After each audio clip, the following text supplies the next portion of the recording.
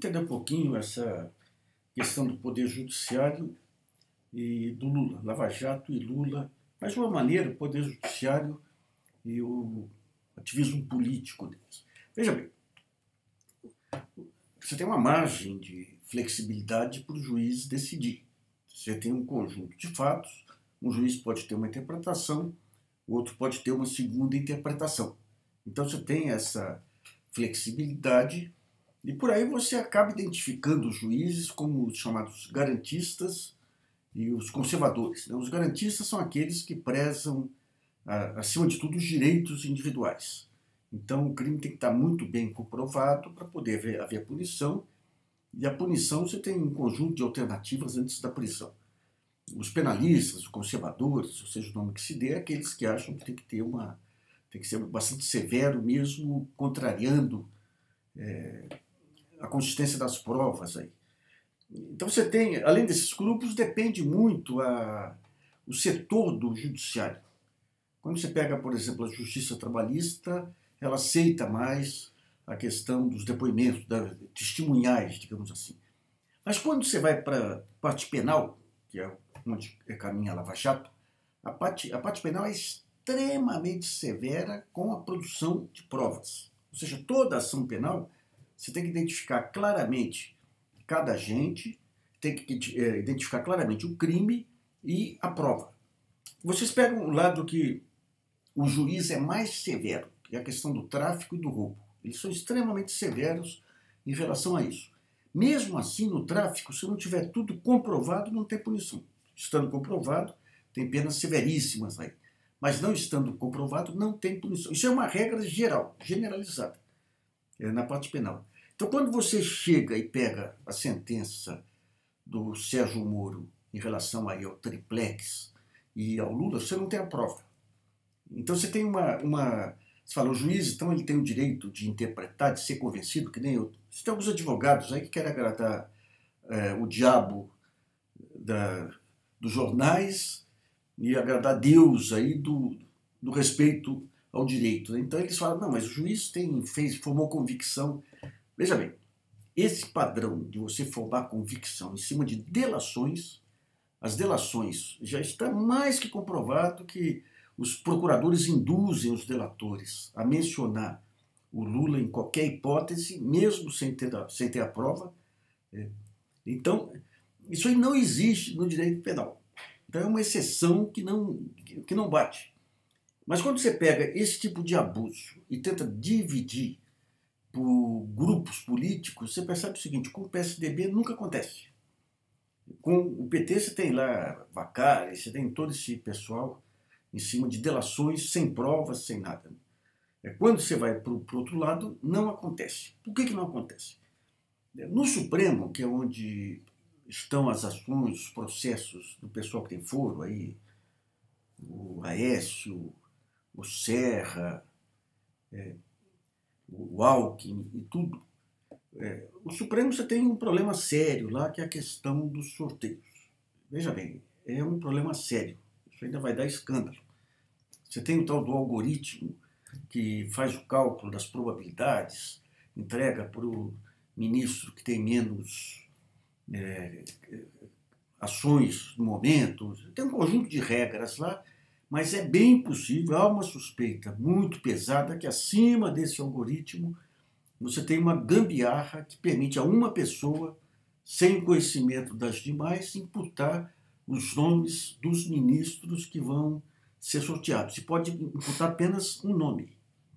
Ou seja, eu tenho um determinado processo, eu quero que caia com o Gilmar, eu quero que caia com o Alexandre de Moraes, eu coloco o nome deles especificamente. É uma suspeita que está crescendo muito aí, vai exigir, num certo momento, que a presidente do Supremo, a ministra Carmen Lúcia, faça uma auditagem aí no sistema, porque é impossível, probabilisticamente, o que está ocorrendo. Vamos pegar o Serra agora. O Serra foi agora aberto um processo contra ele, o inquérito vai ter que ser julgado no Supremo, vê com quem que vai cair. Quando você vai no Tribunal Superior Eleitoral, lá, todos aqueles processos, nas horas críticas, sempre com Gilmar, tem coisa aí. Em outros tribunais, não sei. Você pega, por exemplo, no caso da Lava Jato, todas as ações do Lula caem com o Gebran, que é parceiro, compadre, amigo do Sérgio Moro, e endossa as teses do Sérgio Moro. Então, de um lado, vocês têm, tem isso aí, tem um vício, não sei, no Paraná, no Rio Grande do Sul, lá. Mas aqui em Brasília, no Supremo Tribunal Federal, você tem indícios veementes aí que você pode ter manipulação de sorteios.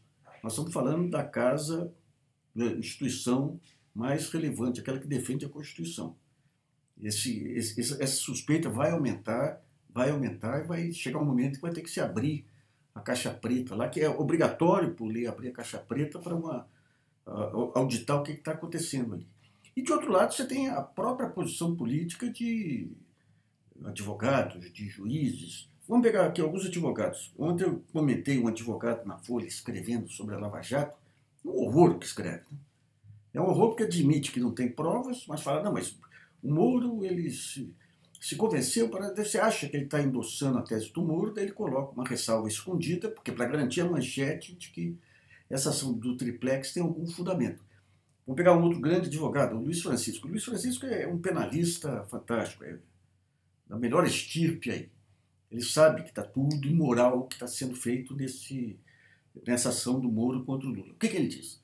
Eu tenho certeza que o Lula não roubou, que o Lula não enriqueceu, mas eu sei e tenho certeza que ele se beneficiou do compadrio, aí, da amizade com esses empreiteiros. Então, em vez de admitir o erro, o que ele faz? Ele investe contra a sentença.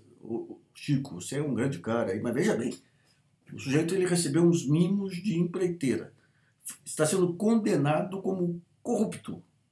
E você quer que você está condenando o fato dele reagir contra essa acusação.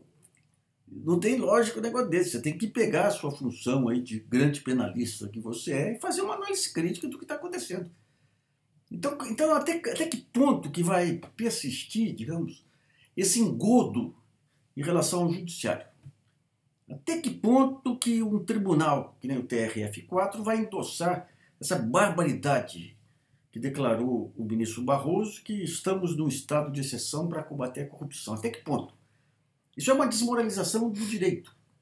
Os senhores são juízes, são desembargadores, são ministros, os senhores devotam a vida a uma causa e, de repente, vão atropelar a causa por uma questão político-partidária.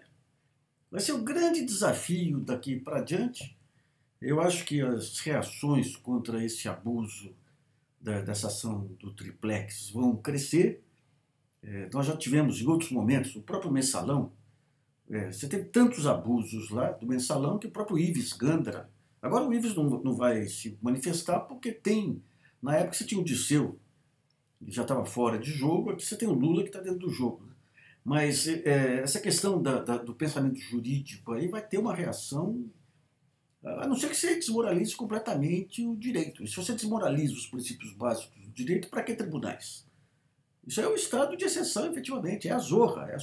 Agora, veja bem, tanto no Mensalão, que onde começou esse jogo, quanto nessa última ação da Lava Jato, é um papel direto do Ministério Público.